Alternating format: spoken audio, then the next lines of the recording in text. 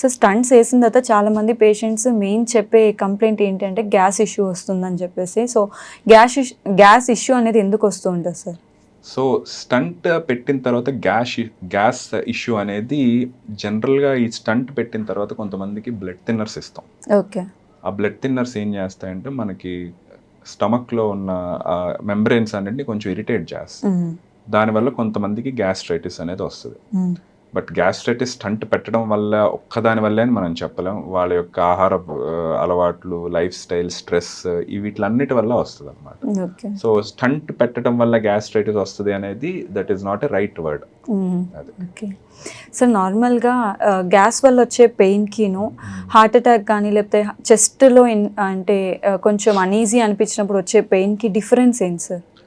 So heart attack వల్ల వచ్చే పెయిన్కి జనరల్గా ఎలా ఉంటుందంటే అండి, మనకి చెస్ట్ మీద ఎవరన్నా బాగా బరువు పెట్టేసినట్టు, అంటే ఒక బండరాయి తెచ్చి ఇక్కడ పెట్టేసి నొక్కుతున్నట్టు, లేదా పెయిన్ వచ్చి ఎడం చేతికి కానీ కొన్నిసార్లు కుడి చేతికి కానీ ఈ థ్రోట్ దగ్గరికి కానీ కంటిన్యూస్గా ఉండదు. ఈ పెయిన్ ఒకసారి బాగా ఎక్కువే మళ్ళీ తగ్గుద్ది. ఓకే, నెక్స్ట్ వచ్చి మనం ఏదన్నా పని చేస్తున్నా, నడుస్తున్నా, ఏదన్నా కొంచెం అలా ఉన్నా పెయిన్ ఎక్కువ అవుతుంది. దాంతోపాటు ఈ పెయిన్తో పాటు ఎక్కువగా చెమటలు పోయటం, నెక్స్ట్ వచ్చేసి ఆయాసం రావటం, కొంతమందికి గుండె దడ రావటం, ఇలాంటివి జనరల్గా మనం హార్ట్ ప్రాబ్లం వల్ల వచ్చే పెయిన్ అని చెప్తాం అనమాట. గ్యాస్ట్రైటిస్ అంటే మనకి ఇక్కడ చెస్ట్కి స్టమక్కి మధ్యలో కొంచెం బర్నింగ్ సెన్సేషన్లా ఉంటుంది. కొన్నిసార్లు అది మనకి చెస్ట్ అంతా కూడా అనిపిస్తుంది. చాలా సందర్భాల్లో గ్యాస్ట్రైటిస్ అనుకొని హార్ట్ ప్రాబ్లమ్ మిస్ చేసిన పేషెంట్స్ని చాలామందిని చూస్తాం. కొంతమంది నార్మల్ గ్యాస్ట్రైటిస్ కూడా హార్ట్ ప్రాబ్లమ్ అని భయపడే వాళ్ళని చూస్తాం. సో ఎవరిలో అయితే షుగరు, ఫ్యామిలీ హిస్టరీ, లేదంటే ఇప్పుడు నేను చెప్పిన సిమ్టమ్స్ గ్యాస్ట్రైటిస్తో పాటు ఈ ఇబ్బందితో పాటు వేరే సిమ్టమ్స్ ఉన్నాయో, వాళ్ళు నెగ్లెక్ట్ చేయకుండా ఒకసారి మెడికల్ కన్సల్టేషన్ తీసుకొని ఒక ఈసీజీ లాంటిది తీసుకుంటే దాదాపు 75 to 80% ఆఫ్ ది టైమ్స్ ప్రాబ్లమ్ని కరెక్ట్గా ఐడెంటిఫై చేయగలరు. ఓకే. సో చాలా అంటే రేర్ కేసెస్లోనే ఇది వింటూ ఉంటాం, లైక్ చిన్నపిల్లల్లోనే ఎక్కువ వింటూ ఉంటాం సార్, హార్ట్లో హోల్ ఉంది అని చెప్పేసి. అసలు హార్ట్లో హోల్ అనేది ఎలా ఉంటుంది సార్? అంటే అంతమందికి అంటే చాలా మందికి దీని గురించి అవగాహన కూడా ఉండదు. కొంతమందికి బై బర్తే ఉంటుంది అనమాట హార్ట్లో హోల్ అని చెప్పేసి. ఇప్పుడు హార్ట్ అనేది మీరు చూస్తే అదొక పంప్ అండి బేసికలీ. దానికి రైట్ సైడ్, లెఫ్ట్ సైడ్ రెండు ఉంటాయి. సో హార్ట్ కూడా అప్పర్ ఛాంబర్, లోయర్ ఛాంబర్గా 4 భాగాలుగా విభజించడం జరుగుద్ది. సో ఇది ఎట్లా ఉంటుందంటే పుట్టుకతోనే మొత్తం హార్ట్ డెవలప్ అవ్వదు. ఇప్పుడు మదర్ వూమ్లో ఉన్నప్పుడు ఒక పర్టిక్యులర్ వీక్లో ఒక particular part of that heart develop అవుతుంది. కొంతమంది పిల్లలకి అన్ఫార్చునేట్గా పుట్టిన తర్వాత కూడా ఆ డెవలప్మెంట్ పూర్తిగా అవ్వదు.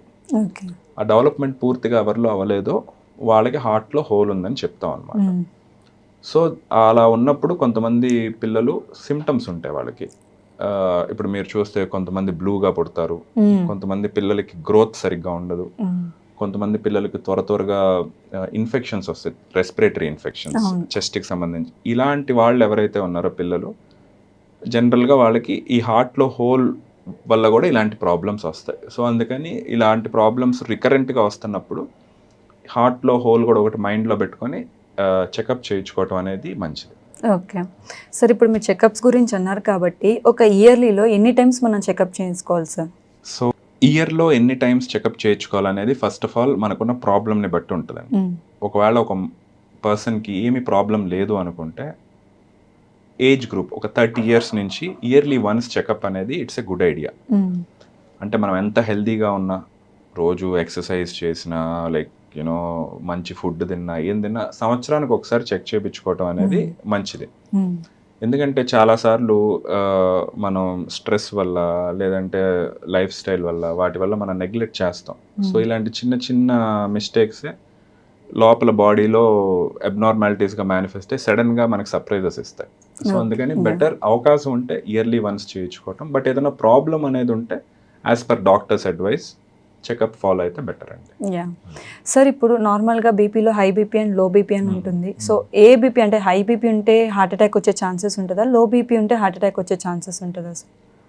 సో బీపీ అనేది one of the risk factor అండి. బీపీ పేషెంట్స్కి హార్ట్ ప్రాబ్లమ్స్ వచ్చే అవకాశం చాలా ఎక్కువ ఉంటుంది. డెఫినెట్లీ హై బీపీ ఉంటే హార్ట్ అటాక్స్ కానీ హార్ట్ ప్రాబ్లమ్స్ కానీ వచ్చే అవకాశం ఇంకా ఎక్కువ ఉంటుంది.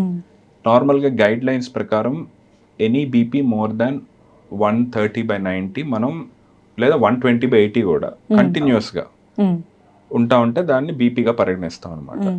బట్ ఐడియల్ వరల్డ్ సిచ్యువేషన్స్ నార్మల్గా వీసే అప్ టు 130/90 ఈజ్ ఓకే. ఒకవేళ అంతకన్నా ఎక్కువ ఉండి మెడికేషన్స్ వాడకుండా లైఫ్ స్టైల్ బాగోపోతే హార్ట్ ప్రాబ్లమ్స్ వచ్చే అవకాశం ఉంటుంది. లో బీపీ వల్ల హార్ట్ అటాక్ అనేది జనరల్గా ఏదైనా ప్రాబ్లం వచ్చి బీపీ తక్కువైతే దానివల్ల హార్ట్ అటాక్స్ వస్తాయండి. బట్ కొంతమందికి నార్మల్గానే బీపీ తక్కువ ఉంటుంది, అంటే వాళ్ళకి 90/60 100/60 అలా ఉంటుంది, కానీ వాళ్ళు చూడటానికి నార్మల్గానే ఉంటారు.